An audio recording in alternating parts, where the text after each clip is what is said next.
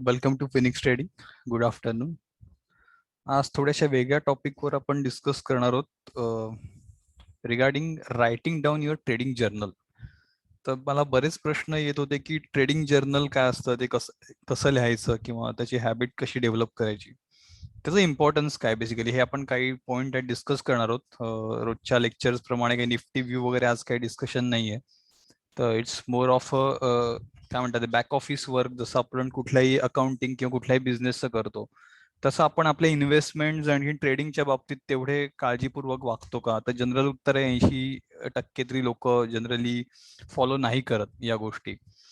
So मला असं कुठेतरी वाटतं की ट्रेडिंग जर्नल लिहिणं हे फक्त एंट्री एक्झिट, क्वांटिटी किती घेतली, किती विकली, किती प्रॉफिट झालं, याला लिमिटेड नाहीये तेवढंच. फक्त ते तर तुमचं ब्रोकर पण तुम्हाला पीएनएल स्टेटमेंट देतो. महत्वाचा पार्ट त्याच्यात मिसिंग आहे की तुमचं लर्निंग एखाद्या ट्रेडमध्ये काय आहे. बेसिकली तुम्ही काय लेवल्स बघून तो ट्रेड घेतलाय किंवा तुम्हाला त्याच्या मागच्या इमोशन्स काय होत्या, हे जोपर्यंत रिटर्न डाऊन कुठेतरी येत नाहीये तोवर काही त्या पीएनएल ला किंवा त्या जर्नलला अर्थ नाही. Basically it will be a quiet a mechanical. ते तुमचं सिस्टीम जनरेटेड पण रिपोर्ट येतातच तुम्हाला. ट्रेडिंग जर्नल लिहिण्यामागे कारण फक्त ट्रेड लिहिणं हे नाहीये. बेसिकली ट्रेड लिहिण्यामागचा माइंडसेट महत्वाचा आहे खूप. बरोबर, ही एक पहिली गोष्ट झाली की ट्रेडिंग माइंडसेट तुमचा त्याच्या मागे काय होता ते लिहायची गोष्ट असते. सेकंड थिंग इज की तुमची प्रोग्रेस.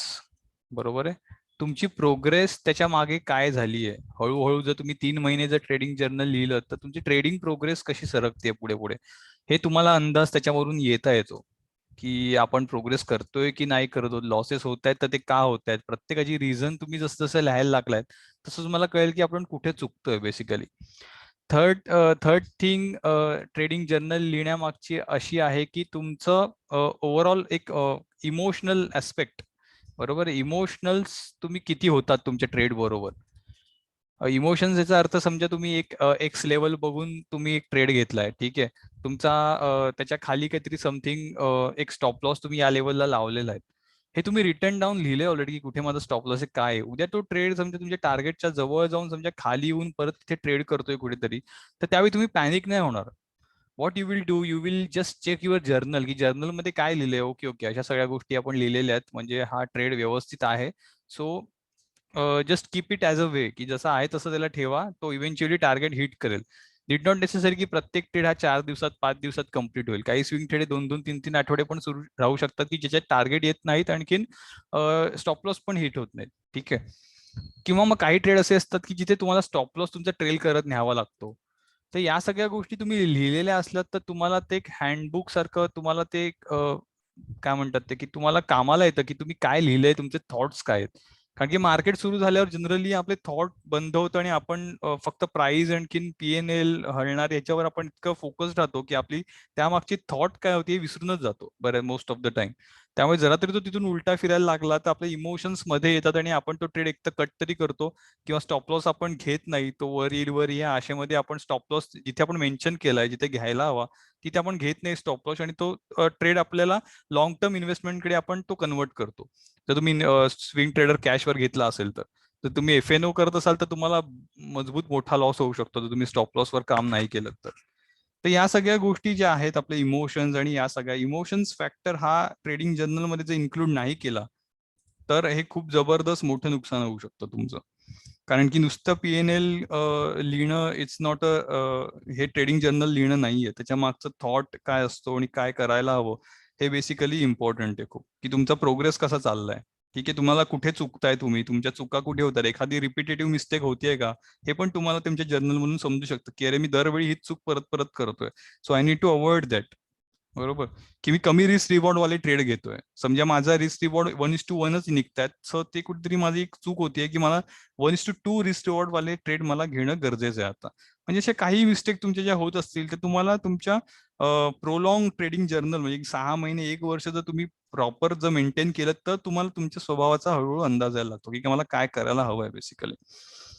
तर आज आपण शेअर करणार आहोत की माझं ट्रेडिंग जर्नल मी कसा फॉर्मॅटमध्ये लिहितो. तर ते मी तुम्हाला एक बेसिक फॉर्मॅट आज दाखवेन की how I write trading journal. तर माझ्या ट्रेडिंग जर्नलमध्ये काही कॉलम्स आहेत. पहिला कॉलम आहे डेट. ठीक आहे, दुसरा कॉलम आहे नेम, की कुठला शेअर मी घेतोय.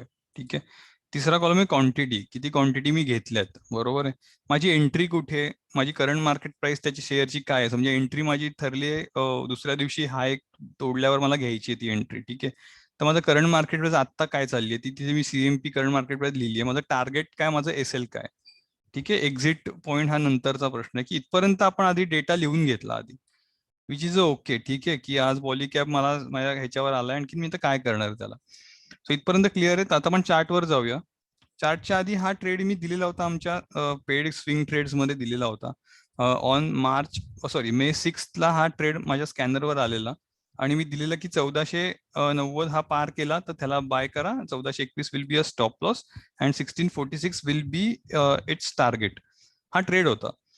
ट्रेड मागची माइंडसेट असतो. मी असंच रॅन्डमली ट्रेड कधीच देत नाही. ज्यांनी मला सबस्क्राईब केले दे नो की मी प्रत्येक ट्रेड हा चार्टवर मार्किंग करूनच देतो. कुठल्याही टिप वगैरे देतात ना जनरली फुटकळ काहीतरी रॅन्डम लेवल, तसं नसतात प्रत्येक ट्रेड, कारण की मी स्वतः करतो. सो आय नो की काय द्यायला हवं काय नको द्यायला. तर प्रत्येक ट्रेड हा काही थिंकिंग करूनच दिलेला असतो आणि ते थिंकिंग अशासाठी की ते मी जर्नलवर लिहिल्यामुळे मला माहिती आहे मी हा ट्रेड का देतोय. कोणी मला रेफरन्स विचारला तर मी पटकन चेक करून सांगू शकतो की हा येस मी या कारणासाठी हा ट्रेड दिलेला होता तुला.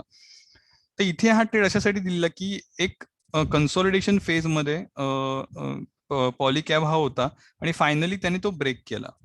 ही लेवल इथे त्यांनी ब्रेक केली. जनरली आपण काय करतो, आपण बुल मार्केटमध्ये जनरली ब्रेकआउट आपण चेस नाही करत, कारण की तो असा सरळ सरळ निघून गेला तर माझा स्टॉप लॉस बराच खाली राहतो आणि मग मला रिस्क रिवॉर्ड मला नीट मिळत नाही. And I always focused on risk reward. Risk reward शिवाय मी कामच करत नाही. मी कुठेही कुठल्याही लेवलला बाय कधीच करत नाही. सो मी त्याची वाट बघितली आणि त्याने एक काहीतरी येऊन एक फ्लॅग पॅटर्न टाईप एक तुमचा एक पॅटर्न त्याने बनवला इथे. ठीक आहे. तर फ्लॅग पॅटर्न इथे दिसायला लागल्यावर मला हा ट्रेड माझ्यासाठी ऍक्टिव्ह झाला आणि माझे काही सर्टन स्कॅनर्स आहेत. ठीक आहे. ते मी कस्टमाइज माझे बनवलेले आहेत स्पेसिफिकली. जर तुम्हाला स्कॅनर बनवायचं वगैरे शिकायचं असेल तर you can join classroom batch also. पण इथे काही स्कॅनर्समुळे मला हा पॉलीकॅप माझ्या रडारवर आला आणि तिथून मी तो ट्रेड दिला की येस हा माझ्या प्राइस ऍक्शनला पण सपोर्ट करतोय, माझ्या स्कॅनरवर पण आलाय, माझी रिस्क डिफाईन आहे आणि मला टार्गेट पण एक चांगलं दिसतंय. ठीक आहे. आता या गोष्टी मला मिळाल्यावर मी काय केलं, मी इनपुट टाकले माझ्या जर्नलमध्ये की येस 6 मे पॉलीकॅप क्वांटिटी एक्स क्वांटिटी आता सध्या पकड्या वॉट एव्हर, एंट्री माझी इतकी इतकी आहे, टार्गेट एवढं एवढं आहे, एक्झिट इथे इथे मी एक्झिट नंतर करेन, स्टॉप लॉस माझा हा आहे, टार्गेट हा आहे. ठीक आहे. रिझन, आता पुढचा कॉलम इथे ऍक्टिव्ह मला लिहावा लागणार की रिझन मी का घेतोय हा ट्रेड बेसिकली. बरोबर आहे. हा प्रश्न तुम्ही पहिला तुम्हाला विचारायला हवा की तुम्ही हा ट्रेड का घेताय, ते रिझन लिहायला हवं तिथे. मी हा कुठल्या मित्राने सांगितलं म्हणून घेतोय, मी कुठल्या टीव्ही न्यूज चॅनलला कोणी टिप दिली म्हणून घेतोय. ठीक आहे. की हा मी स्वतःच शोधलाय, माझ्या स्कॅनरवर आलाय म्हणून मी लिहितोय. ठीक आहे. So this is on my scanner. So me reason लिहिलं स्कॅनर. आता याच्यामध्ये पुढचा कॉलम मी ऍड केलाय रिस्क रिवॉर्ड किती आहे माझा, आर आर किती आहे माझा, रिस्क रिवॉर्ड किती आहे. कमीत कमी 1:2 तरी स्विंग साठी हवेतच हवेत. Otherwise you should avoid swing trading. की 1:1 तुम्हाला जर ट्रेडमध्ये जर त्याच्यात काही बेनिफिट मिळत नसेल तर तुम्ही शक्यतो अवॉइड करा ते ट्रेड. त्याचं रिझन काय ते वगैरे आपण वेगळ्या लेक्चरमध्ये कव्हर करू रिस्क रिवॉर्डच्या. पण आता मला हा 1:2 माझ्यासाठी होता, सो मी इथे लिहिलं 1:2 रिस्क रिवॉर्ड रेशो. ओके. हे झालं. पुढे मी एक कॉलम ऍड केलाय प्राइस ऍक्शन. ठीक आहे. स्कॅनरला आला हे गोष्ट चांगली आहे, पण पुढे प्राइस ऍक्शन सपोर्ट करते का त्याला, राईट. तर येस प्राइस ऍक्शन सपोर्ट करते की ह्याने काय केलंय, ह्याने इथून ब्रेकआउट दिलं एक चांगलं आणि ह्याने ही लेवल परत रिटेस्ट केली आणि हा आता परत वर जायच्या तयारीत आहे. So it is absolutely supported price action आहे. प्लस काय होतंय, हा एक 20 डे मुव्हिंग ऍव्हरेज जो आहे सतत त्याला सपोर्ट घेत वर चाललाय. जर मी इथपासून कॅल्क्युलेशन केलं मागच्या ऑक्टोबर पासून तर हा 21 डे मुव्हिंग ऍव्हरेजच्या खाली क्लोजच होत नाहीये. इथे एक दिवस क्लोज झाला पण फॉलो थ्रू आला नाही, दुसऱ्या दिवशी त्याने लगेच ती रिगेन केली लेवल आणि हा वरच चाललाय. आणि this time also it take support आणि परत त्याने एक बाउन्स बॅक दिला त्या दिवशी. सो 1400 या कॅन्डलच्या हायवर बाय करणे माझ्यासाठी खूप नेहमीच चांगलं होतं. बरोबर. सो हा ट्रेडचा माझा थॉट मी इथे लिहून टाकला की असं असं झालंय, price retesting the resistance of 1442. ठीक आहे. ही प्राइस ऍक्शन मी इथे नोट डाऊन केली की yes this is my price action. Now next column is what, current emotions. आता माझे इमोशन्स काय आहेत. Okay. I am calm, I am nervous, I am disturb, what. I am calm right now, की मी सगळा विचार व्यवस्थित करू शकतोय. आणि ह्या जो कॉलम आहे हा बेसिकली इंट्राडे ट्रेडर वाल्यांसाठी जास्त महत्वाचा आहे, कारण की ते खूप फास्ट एन्व्हायरमेंट मध्ये ट्रेड करतात. जर तुमची मनस्थिती नीट नसेल तर तुम्हाला मार्केटचं फॉगी दिसतं खूप. मार्केट जे दाखवते ते तुम्ही बघू शकत नाही. तुम्ही तुमच्या डोक्यात काय चाललंय त्याचं रिप्रेझेंटेशन किंवा त्याचं जे रिफ्लेक्शन आहे ते तुमच्या ट्रेडवर पडतं. So better avoid such kind of situation. तुमचं डोकं शांत असेल त्यावेळेस ट्रेड करा. तर हा ट्रेड करताना ऑफकोर्स माझं डोकं शांत होतं. मी रात्री माझ्या स्कॅनर आल्यामुळे माझ्याकडे भरपूर वेळ होता. मला कुठली घाई गडबड नव्हती.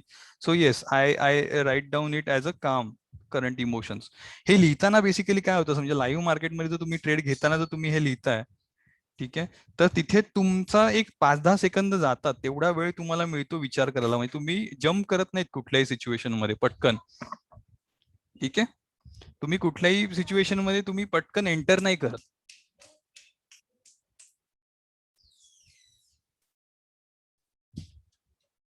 सो नेक्स्ट आपण बघणार आहोत की पोझिशन फ्रॉम मुव्हिंग ऍव्हरेज. ठीक आहे, माझी करंट इमोशन्स मी लिहिल्या इथे प्रॉपरली. आता माझा नेक्स्ट कॉलम येईल की position from the major moving average. की जनरली मी बघतो की एखादा मुव्हिंग ऍव्हरेज समजा एखादा असा मुव्हिंग ऍव्हरेज चालला आणि प्राइस ऍक्शन इथे कुठेतरी होतीये, समजा अशी कुठेतरी ब्रेकआउट देत आहे. तर प्रॉब्लेम असा होतो की त्या मुव्हिंग ऍव्हरेज पेक्षा ती प्राइस ऍक्शन खूप वर ट्रेड करते. राईट, खूप वर जर प्राइस ऍक्शन ट्रेड करते तर it is always risky to enter at this point. म्हणून हा कॉलम महत्वाचा आहे की पोझिशन फ्रॉम मुव्हिंग ऍव्हरेज. महत्वाचे जे मुव्हिंग ऍव्हरेज कुठलेच आपले 21, 50 आणि 200. ठीक आहे, these are the important moving ऍव्हरेजेस.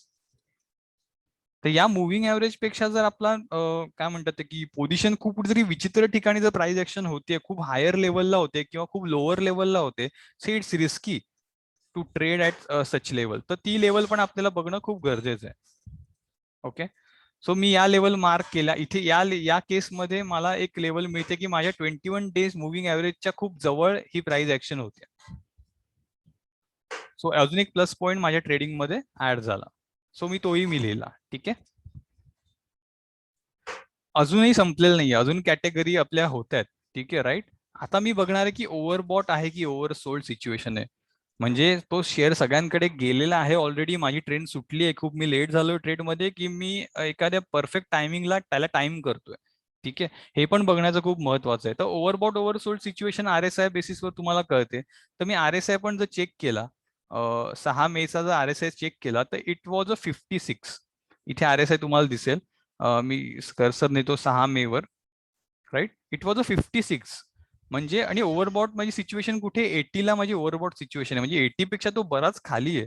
So it's a healthy situation. तो ओव्हरबॉट झालेला नाहीये अजून, लोकांकडे तो बराच गेलेला नाहीये, पोहोचलेला नाहीये. So it's a good situation for me to enter. Okay, हे सगळे माझे विचार झाल्यावर मी माझ्या ट्रेडमध्ये एंट्री करणार. ठीक आहे, आणि मी ते नोट डाऊनही करणार. सो हे माझं टार्गेट होतं 1646. That is a 1:2 risk reward ratio. थोडासा जास्त होता, ही जी पोल होते एवढ्या पोलच्या एवढं त्याने मी टार्गेट त्याला सेट केलेलं. आता झालं काय बघूया आपण. ऍक्च्युअल ट्रेड घेतल्यानंतर काय झालं. It went perfectly as I काय म्हणतात ते की प्रोबॅबिलिटी जशी होती तसा तो ट्रेड नेमका गेला. ठीक आहे, इथे गॅरंटी कसलीच नसते. पहिली गोष्ट म्हणजे there is no guarantee, absolutely मार्केटमध्ये गॅरंटी काही नाहीये. पण मी जे टार्गेट 1646चं टार्गेट लावलेलं, 1646 मी ते मार्क करतो. 1646. ओके, हार्डली तो 5 पॉईंट वर गेला आणि तिथून बरोबर फिरला. Right, so this is a price action based trade, की इथे तुम्ही परफेक्ट तुमचं सगळं आधी नोट डाऊन केल्यामुळे फिअर नसते आणि हा स्मूथली वर जातो. आता हा अजूनही पुढेही वर जाईल, कारण की आता ह्याच्यामध्ये ऑलरेडी व्हॉल्यूम पण चांगला आलाय. RSI अजूनही हेल्दी सिच्युएशन मध्ये आहे. So it might get more upside. You will get more upside. ठीक आहे, पण आपलं टार्गेट आलंय, आपण विषय सोडून देतो. जर स्विंग ट्रेडर मी ती चिंता करत नाही की अरे मग तो वर गेला आता मी काय करू वगैरे. माझं टार्गेट, माझी जी स्टडी होती तिथपर्यंत मला माझे रिटर्न्स मिळाले. I am good at it. मला 1.3चा माझं रिटर्न मिळत आहेत. It is absolutely a good return. So इथे 1:3चा ऍक्च्युली मला कॅल्क्युलेशन होतं माझं की मला 1:3 मला रिस्क रिवॉर्ड इथे मिळालेला आहे. ओके, मी माझी एक्झिट केली. बरोबर, जी माझं टार्गेट होतं तिथेच माझी एक्झिट केली आहे. आणि हा ट्रेड एक पूर्ण व्यवस्थित माझा एक रेकॉर्ड झालेला आहे. तर असे तुमचे सगळे ट्रेड तुम्हाला रेकॉर्ड करायचे प्रॉपरली, की तुम्ही काय करताय बेसिकली. म्हणजे तुम्हाला एक तर फिअर तुमची जाते, तुमच्या चुका तुम्हाला होत असतील तर कळतात, काही चुकीचे ट्रेड घेतले गेले तर, आणि किंवा काही चुकीच्या ट्रेडमध्ये तुम्ही जंप नाही करत. तुम्ही 10 वेळा हे तुमच्या प्राइस ऍक्शनचा विचार कराल, तुम्ही पोझिशन फ्रॉम मुव्हिंग एव्हरेज एकदा चेक कराल, तुम्ही ओव्हरबॉट ओव्हरसोल्ड सिच्युएशन आहे की नाही ते चेक कराल, तुम्ही सोर्स चेक करा, रिझन तुम्ही पहिली गोष्ट चेक कराल की मी का घेतोय बेसिकली हा ट्रेड, मी कोणाचं ऐकून घेतोय तर त्याचं कन्व्हिक्शन काय हे मी फाइंड आउट करायचंय का त्याला विचारायचंय मी, इट्स युअर कॉल. बरोबर आहे. दुसऱ्याचे ट्रेड घेताना त्याचं कन्व्हिक्शन काय आहे हे आधी आपला स्टडी एक तर तेवढा पाहिजे, किंवा मग पूर्ण ट्रस्ट पाहिजे त्याच्यावर तो काय करतोय basically. So it is always better to learn on your own, की जशी माझी एक ट्रेडिंग सिस्टीम माझी डेव्हलप झाली आहे within a period of time, तीच मी टीच करतो, दुसऱ्यांना पण शिकवतो मी. ते जे आमचे कोर्सेस सुरू आहेत आता सॅटर्डे संडे अगेन एक बॅच सुरू झाली आहे. So you can also participate in that. आणि एक प्रॉपरली एक काय म्हणतात ते एक ट्रेंड अशी एक सिस्टीम आपली ही आहे की याच्यामध्ये तुम्हाला एक चांगले रिटर्न जनरेट होत राहतात आणि ह्याच्यामध्ये कुठलाही कन्फ्युजन राहत नाही, तुमचा प्रोग्रेस तुम्हाला कळत राहतो. सो रायटिंग डाऊन जर्नल हाचा टॉपिक जो त्यासाठी इम्पॉर्टंट आहे, की तुमचा ट्रेडिंग काय म्हणतात प्रोग्रेस ही जोपर्यंत तुम्ही रिटर्न डाऊन कुठेही लिहित नाहीत तोपर्यंत तुमची काय म्हणतात ते प्रोग्रेस ॲज अ ट्रेडर होऊ शकत नाही, की तुमची इन्व्हेस्टमेंट प्रॉपरली वाढू शकत नाहीत, किंवा त्याच्यामध्ये बरेच प्रॉब्लेम तुम्हाला येऊ शकतात. सो हा एक छोटा टॉपिक आज आपण घेतला. असेच बरेच टॉपिक्स आहेत. जर तुम्हाला काही तुमच्या मनात प्रश्न असतील तर डेफिनेटली तुम्ही मला पर्सनल मेसेज करू शकता. I am giving my number as well as my WhatsApp group link. सो तुम्ही मला तिथून कनेक्ट करून मला प्रश्न विचारू शकता. आणि ही जर कोणाला एक एक्सेल शीट हवी असेल तर आय कॅन गिव्ह हिम और हर. सो तुम्ही बनवू शकता स्वतः. तर तोही तुम्हाला मी देऊ शकतो. सो जस्ट एक या लिंकवर जो व्हॉट्सअप मी देईन तिथे जस्ट जॉईन करा तो ग्रुप, की लेटेस्ट अपडेट किंवा लेटेस्ट वेबिनारची इन्फॉर्मेशन मी तिकडे देतो. So yes, that's it for the day. Stay safe and have a good Sunday. Bye.